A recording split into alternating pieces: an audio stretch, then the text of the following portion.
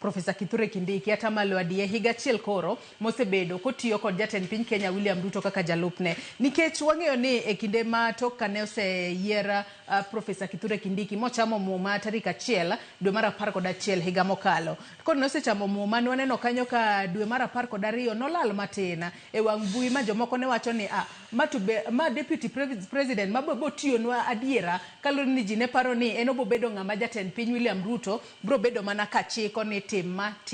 Kata kamano en owuon nowacho ni ayie mar tiyo kod Jatend Piny kendo abobedo kabolora. Bende osebolore motimo tije yo makare tinyalo miya tamaladi Odede. Erokamano Joyce, wan bende akawo thuolo ni makende kata obedo ni ma en gima osebedo kwa wacho kinde ka kinde nyaka nyo jakom Raila Amolo Odinga wewa.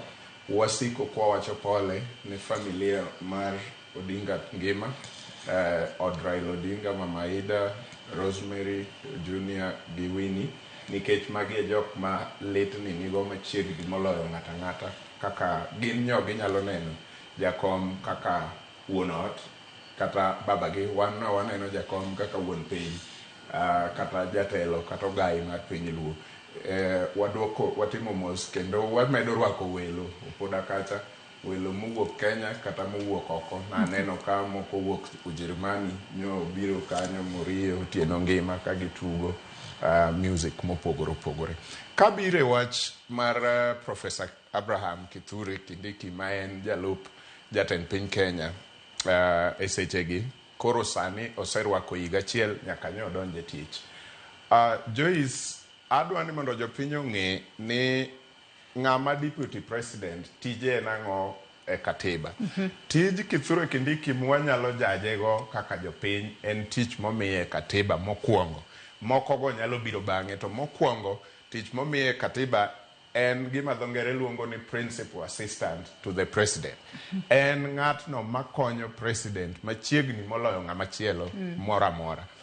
To koro kwa jaje to nengo wawinjre ni to be osekonyo president timo dwach president, nikech president otelo ne party, ruling party, to gin ga agenda gi. Jomoko nyalo luonge beta, jomoko nyalo luonge bottom up, gimora mora midwa luonge no. Be osekonyo rais timo gigo. Mane kama nengo wachak jajo godo Profesa Kithure Kindiki.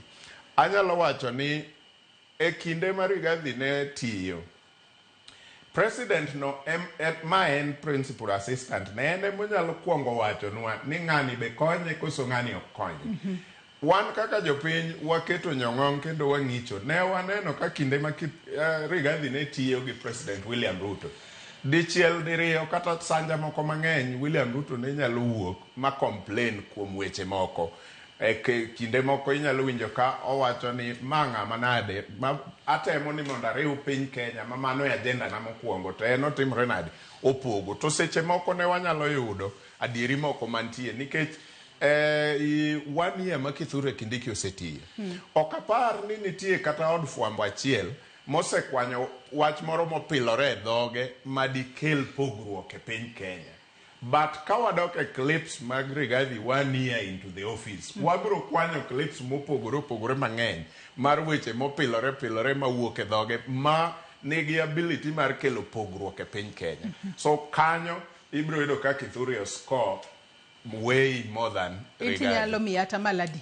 General to wabro miyo Kithure Kindiki 70% kuom tich mosetimo. Namba 2, Kithure Kindiki kikatiba omiye chairmanship mar IBEC, Intergovernmental Relationship mar counties gi national government.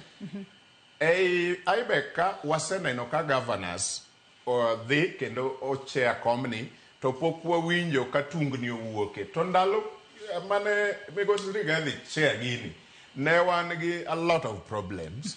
Mokwongo ni nyalo yudo ka gitieko to gidhi e press conference, tiwinjo ka en owuon chair mar IBEC mosewuok mosewacho ni pesa onge, bende governors ok wanya miyo more than this much.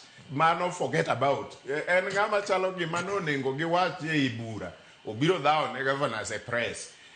To kinde no ne wan ga lot of problem ma governors ringo koni gi koni ka imanyo ni to ibro miwa pesa moromo budget wa mar county kosok bimiwa e kinde mane Kithure Kindiki odonjo ni kata un ute fwambo unyalo bet joneno ni pok iwinjo ka ywaruok owuok malich ahinya e kind pesa ma governors yudo kaka their budget versus pesa monengo bed ni dong' e national government. Kinde Rigathi, this was a problem. Nyiso ni Kithure osetemo konyo president in a way.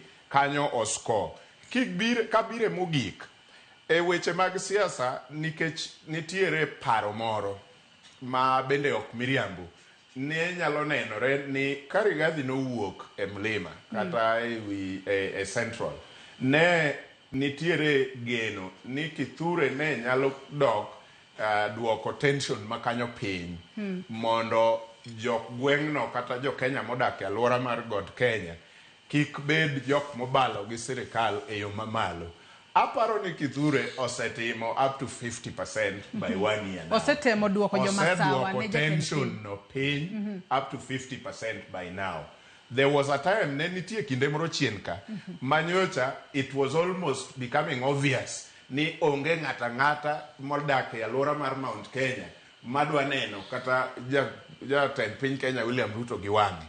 But samwa wuene twaneno ka that balance biro mos. Poko chopo kanyo kendo pod Rigathi gi kweth makocha nigi kwanata malo mang'eny, but waneno ka balancing moro biro mos nikech Professor Kithure duoko tension cha piny e yo owinjore. So anyalo wacho ni generally osetemo tiyo tich mano onego ti after 1 year. Wakili Joshua Nyamori, kaduoke twak wang'eyo ni